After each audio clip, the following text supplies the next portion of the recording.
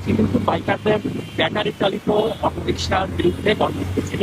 প্রথমে একটা press release করা হয়েছে, এরপরে কিন্তু আমরা এখন সবাই যাচ্ছি ডিসি অফিসে এক স্মারকলিপি দেওয়ার জন্য যে আমরা কি কি চাচ্ছি, কি কি পদক্ষেপ নিলে ভালো হয়।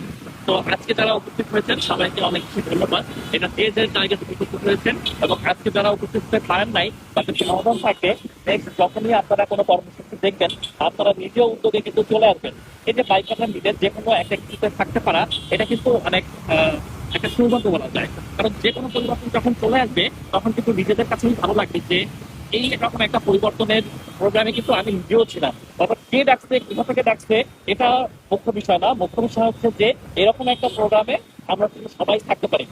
তো এরপরে কি কি প্রোগ্রাম থাকবে এটা কিন্তু আপনারা জানতে পারবেন। আমাদের বিভিন্ন প্ল্যাটফর্ম আছে, এই প্ল্যাটফর্মগুলোতেও কিন্তু দেখতে পাবেন বাইক, বিদেশি বাইকার, বাইকার এবং সবার যে বিভিন্ন গ্রুপগুলো আছে এই গ্রুপগুলোতে কিন্তু আপডেট দেওয়া হয়।